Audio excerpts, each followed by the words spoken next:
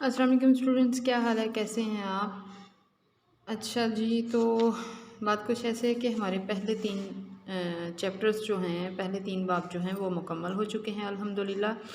और आज हम बाब नंबर 4 यानी ह्यूमन राइट्स, जिसका टाइटल है इंसानी हकूक़ ह्यूमन राइट्स, वो शुरू करने जा रहे हैं। तो चलते हैं अपने पहले लॉन्ग क्वेश्चन की तरफ। जो है इंसानी हकूक़ का तसव्वुर, ये आपका लॉन्ग क्वेश्चन है, इस पे नोट कर लें। आपका लॉन्ग क्वेश्चन है अकॉर्डिंग टू एक्सरसाइज इंसानी हकूक़ का तसव्वुर बयान करें।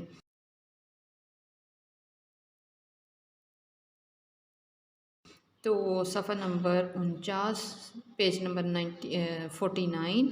तो इस पे पहला टॉपिक है इंसानी हकूक़ का तसव्वुर, ये आपका लॉन्ग क्वेश्चन है। अच्छा, फ़र्स्ट दो जो लाइंस हैं, फ़र्स्ट टू लाइंस में दिया हुआ है, इस पे नोट कर लें। ये आपका शॉर्ट क्वेश्चन है एक्सरसाइज का। हकूक़ से हकूक़ से क्या मुराद है, ये आपका शॉर्ट क्वेश्चन है, ये एक्सरसाइज का है।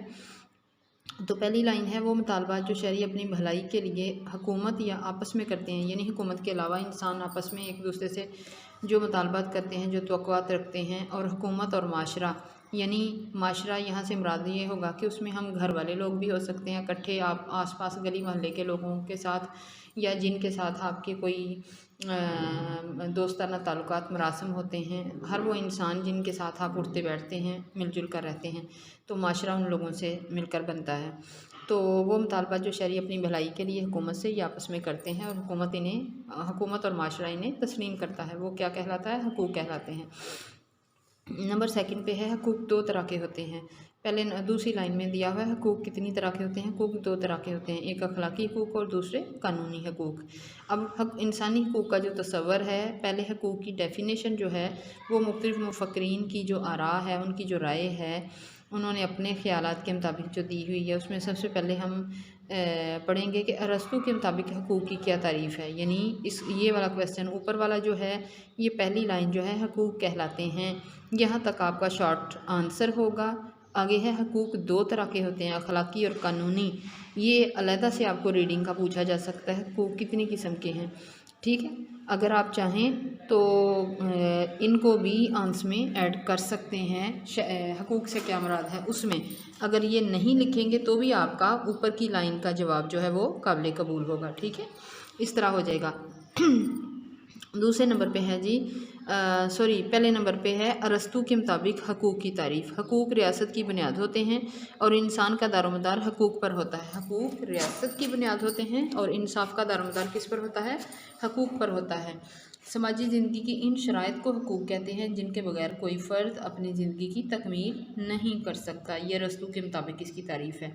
उसके बाद है जी, हॉब हाउस जो है, उसने हकूक़ की तारीफ़ इस तरह की है, यानी जब आप पेपर लिखना शुरू करेंगे तो इसमें जो इनकी डेफिनेशन है, कॉमास को आपने कट वाले मार्कर के साथ हाईलाइट करना है, और दरमियान में डेफिनेशन जो है वो फिर पेन के साथ आप डिफ़ाइन करेंगे।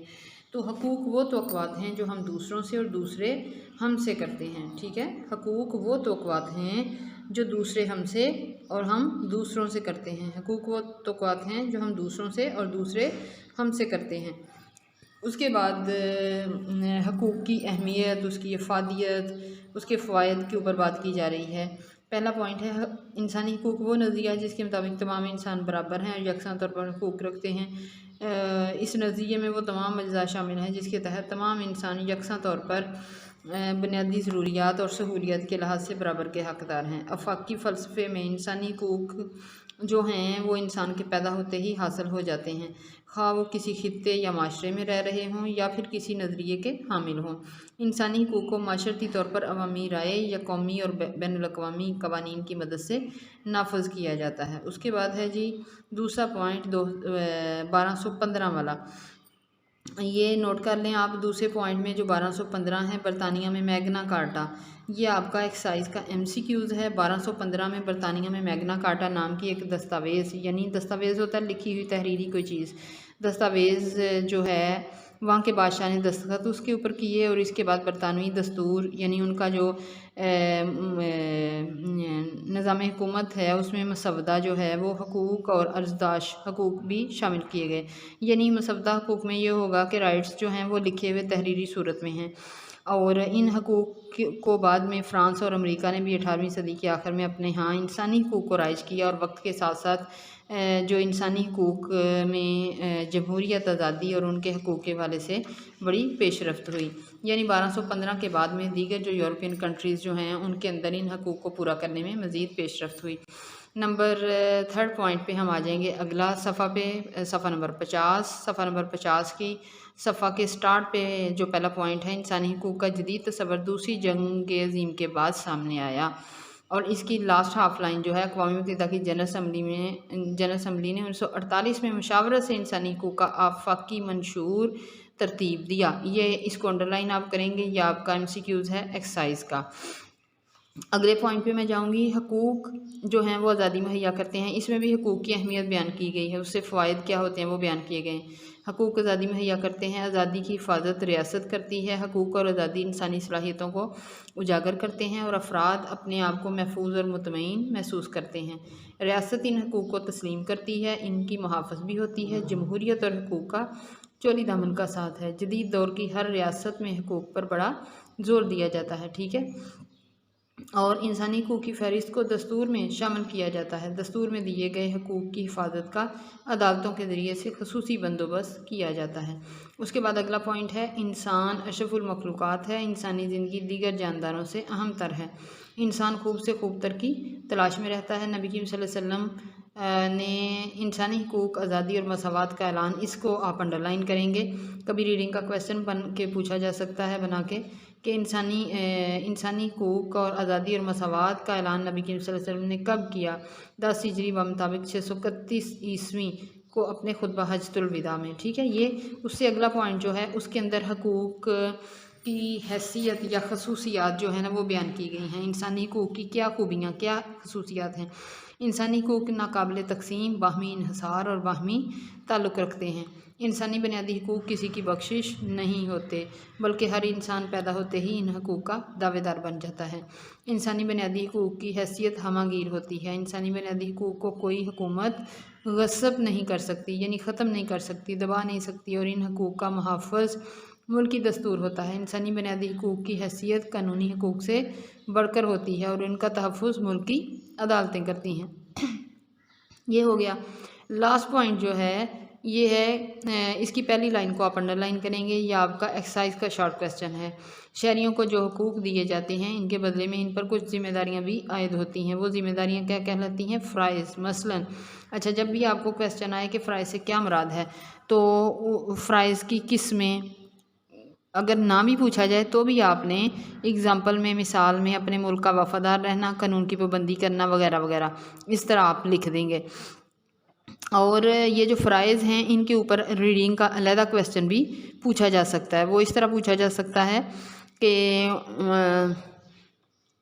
शहरियों के फ़राइज़ कौन कौन से हैं, कोई 2 लिखें, 3 लिखें। अपने मुल्क का वफ़ादार रहना, कानून की पाबंदी करना, टैक्स अदा करना, ठीक है, ये हो गया। हकूक़ व फ़राइज़ लाज़िम व मलज़ूम हैं और फ़राइज़ अदा किए बगैर तरक्की का ख्वाब अधूरा रह जाता है। अदयान आलम की तालीमात में हकूक़ व फ़राइज़ को इबादत का दर्जा हासिल है। इस ज़माने में हर मुल्क के शहरी को हकूक़ के साथ साथ फ़राइज़ भी पूरे करने होते हैं। फ़राइज़ निभाए बगैर हक़ का मुतालबा करना सही नहीं। यानी बाकी ये सारी डिटेल है लर्निंग वाली, इसमें और कोई शॉर्ट क्वेश्चन नहीं है। यानी लास्ट पॉइंट जो है उसकी फ़र्स्ट लाइन जो है ये आपका शॉर्ट क्वेश्चन है एक्सरसाइज का। तो स्टूडेंट्स यहाँ पे हमारा पहला लॉन्ग क्वेश्चन जो है वो मुकम्मल हुआ।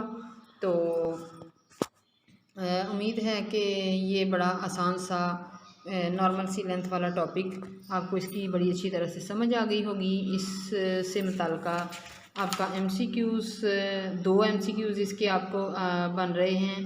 पहला MCQs 1215 वाला मैग्ना कार्टा का है सफ़ा नंबर 49 पे। दूसरा MCQs सफ़ा नंबर 50 के स्टार्ट के पहले पॉइंट में जनरल असम्बली ने 1948 में मुशावरत से इंसानी हकूक़ का आफाकी मंशूर तरतीब दिया, ये वाला।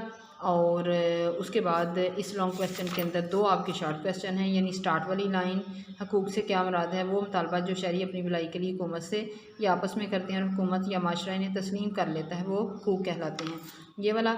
और दूसरा इसका शॉर्ट क्वेश्चन है आखिरी पॉइंट की पहली लाइन, शहरियों को जो हकूक़ दिए जाते हैं इनके बदले में इन पर कुछ ज़िम्मेदारियाँ भी आयद होती हैं, जिन्हें क्या कहते हैं, फ़राइज़ कहते हैं। ठीक है, यहाँ तक आपका लॉन्ग क्वेश्चन मुकम्मल हुआ। लॉन्ग क्वेश्चन प्लस 2 आपके MCQs और प्लस 2 आपके शॉर्ट क्वेश्चन।